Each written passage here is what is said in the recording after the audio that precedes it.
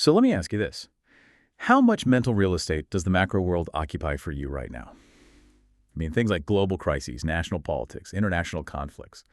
Just, take a second. Now let's flip that. How much do you know about, say, your own sleep patterns this past week? Or maybe your career path, the vibe in your family? For a lot of us, I suspect that second list feels, well, a bit shorter, doesn't it? It's a pretty striking imbalance, actually. And it's what we're calling the modern conundrum in this deep dive.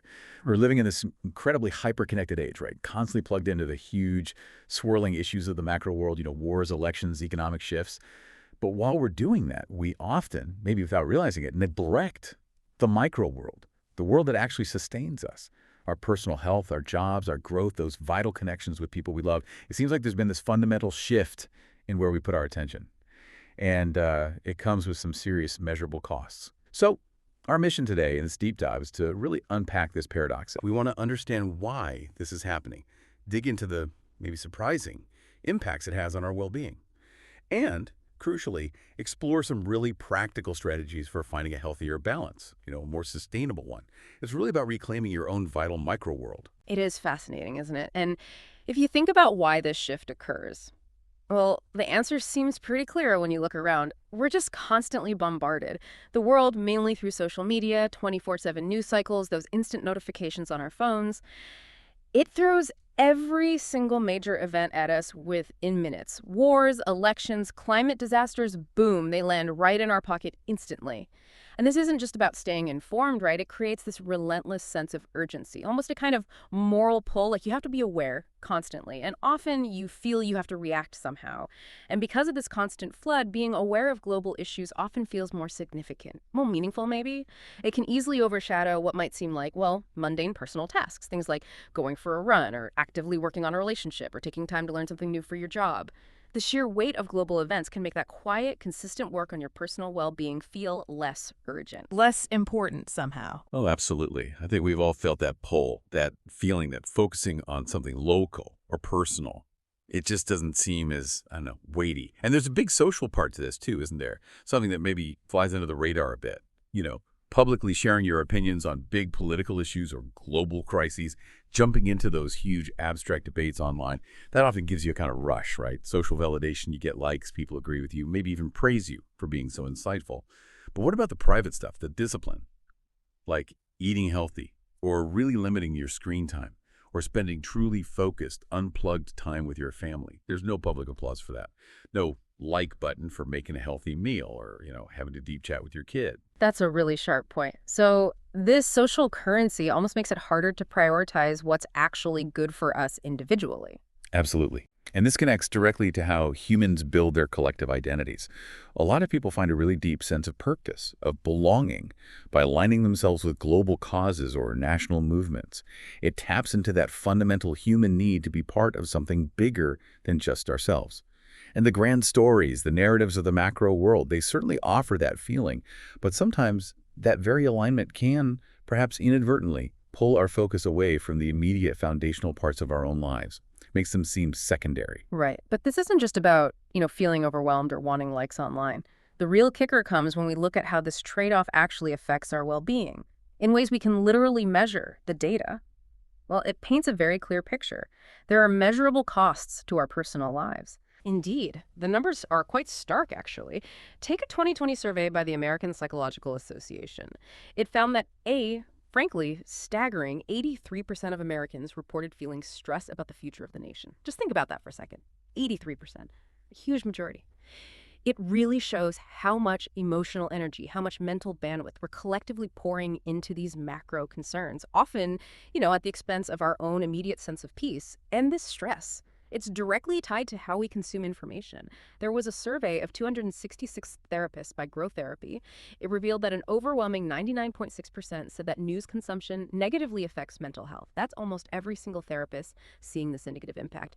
And what's even more striking is the immediacy. Studies have shown that just consuming 3 minutes of negative news in the morning can make a person 27% more likely to report having a bad day. Hours later. It's like an instant, powerful emotional reset, but often, in the wrong direction. Wow. 3 minutes. That really hammers home how quickly our emotional state for the whole day can be set, doesn't it? We all remember the start of the pandemic, right? That's when doom scrolling really became a common term.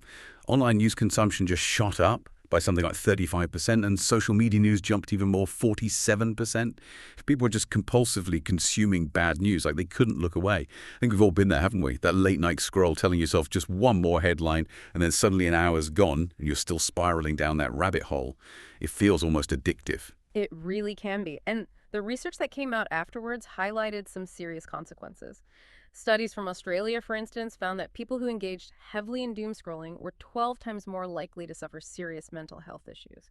12 times. That's a massive increase in risk.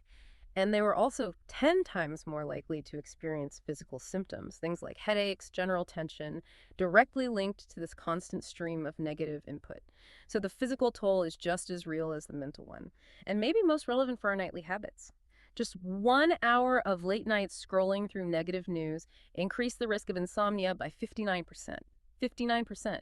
That nearly doubles your chance of struggling to sleep simply from engaging with the macro world right before trying to wind down. This isn't just about feeling a bit stressed or down, it's messing with fundamental biological processes that keep us healthy and functioning. So, okay, it's not just the sheer amount of information, but also the kind of information we seem drawn to. You mentioned earlier our brains are sort of wired for this. Can you unpack that a bit more? How do our own cognitive biases play into this, like the negativity bias? Absolutely. Because this isn't just about what the media or platforms are pushing at us, it's also about what we naturally gravitate towards. Our brains evolved with what psychologists call a negativity bias. It's essentially a primal tendency to pay more attention to and better remember bad news or potential threats. It was a survival mechanism, you see. But in today's digital age, that mechanism can kind of backfire. There was a fascinating 2023 study analyzing 5.7 million online clicks. It found that headlines containing negative words actually increased click-through rates by 2.3% for each negative word.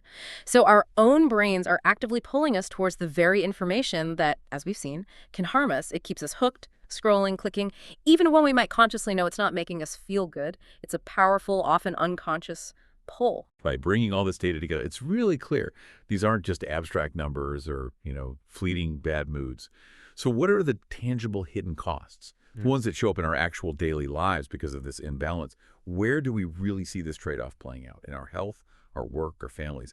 Well, the costs are quite direct, unfortunately. This fixation on world events, national politics, and the behaviors tied to it, like doom scrolling or endless online arguments, it very directly siphons off resources, time, energy, focus from our personal lives. Take health, for instance. The time spent scrolling or debating often directly replaces time we could be physically active. It definitely eats into our sleep, as we saw. And all this contributes directly to the rise in lifestyle diseases, things like obesity, hypertension, chronic anxiety. These aren't just small issues. They're foundational health problems that build up over time, really chipping away at our overall well-being. Then there's the quite significant impact on our careers, our work lives, professional growth, learning new skills. That stuff requires sustained focus, deep work, dedicated effort. Yet so many of us find ourselves spending huge amounts of mental and emotional energy on this constant global discourse. Consuming news, forming opinions, arguing online, instead of channeling that energy into personal development that could actually move our careers forward. That's a huge, often invisible opportunity cost playing out right there. And maybe the most poignant cost is in our family lives, household conversations. They should be spaces for personal connection, sharing, emotional support, right? But they often shift. Instead of talking about our day, our dreams, what our kids did at school, we find ourselves pulled into discussing the latest political outrage or commenting on global news. And that subtle shift over time can really erode emotional bonds. It reduces the quality of family time. It can create distance where we really need intimacy and connection. And if we zoom out again, connect this back to the bigger picture, it reveals a really profound irony. By neglecting these foundational personal areas, our health, our work, our family connections, we actually undermine our own ability to contribute meaningfully to society, to the macro world. I mean, how can we effectively push for change or participate robustly in civic life if we're personally unwell, anxious, distracted, and disconnected from our closest support systems? A society made up of unhealthy, anxious, and distracted people, well, it just can't sustain collective progress. It can't truly tackle those big macro challenges effectively. The micro world really is the bedrock. That's a really powerful point, and honestly, quite sobering. It really highlights why this conversation is so important. So, okay, it's clear both worlds matter, the personal and the global. The goal isn't to just ignore one for the other. It's about finding that crucial balance. So, given everything we've talked about, the pull of the macro world, its hidden costs, what are some truly actionable things we can do?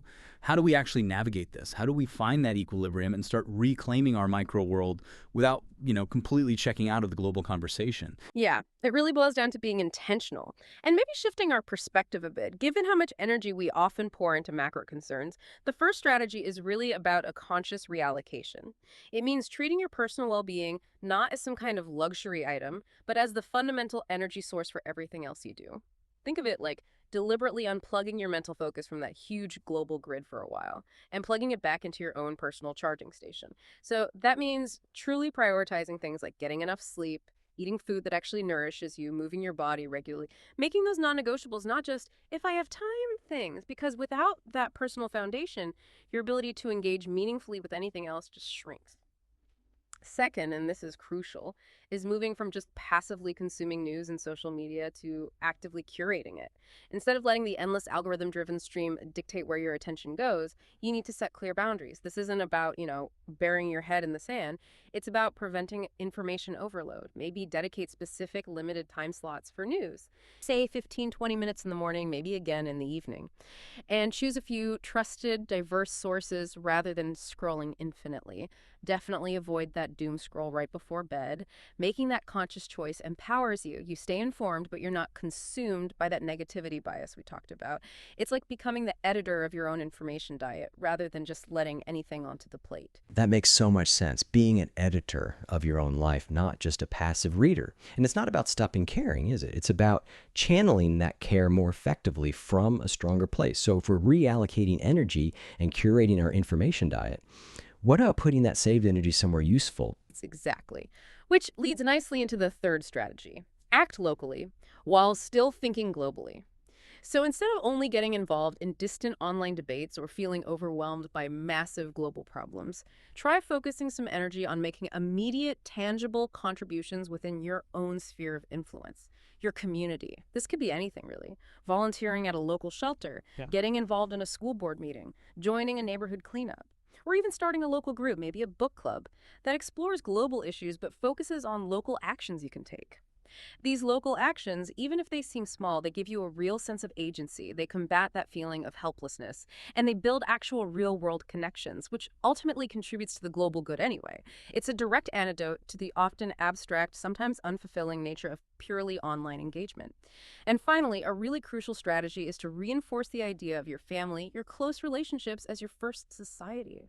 Strengthening those core connections builds incredible personal resilience. These are the bonds that ground us, that give us support, that teach us empathy day in and day out. So prioritizing things like unplugged family meals, dedicated playtime with kids, or just being fully present in conversations, that builds a powerful resilience hub right in the center of your life. And that personal resilience, it directly fuels your capacity for broader civic responsibility. A strong, connected family unit is like a microcosm of a strong, connected community, and ultimately a stronger society. So investing in those close relationships isn't just personal, it's actually a foundational act of building a better society. Wow.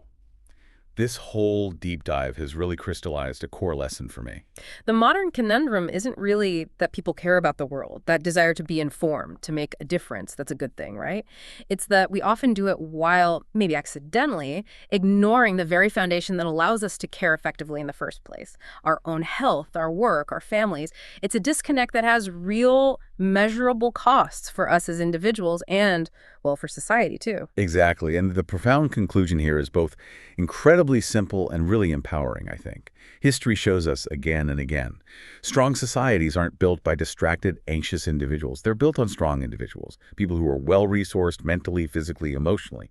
By first deliberately nurturing our micro-world, investing in our own well-being, our skills, our closest relationships, we can then engage with the macro world much more sustainably, more effectively, more meaningfully, from a place of strength. You could say the road to saving the world. It really does begin with saving ourselves, or perhaps nurturing ourselves first. That is a powerful thought to leave everyone with. So as you go about your day-to-day, maybe just think about this. What's one small, concrete action you could take just today to strengthen your micro-world? Could it be setting aside 15 minutes for a walk without your phone? Having a truly unplugged conversation with someone you care about? Or maybe setting a firm boundary on news consumption right before you go to sleep tonight? How might that seemingly small step, that deliberate reallocation of your precious energy, empower you to show up differently tomorrow? to engage with the macro world not from a place of anxiety, but from a place of strength, something to think about.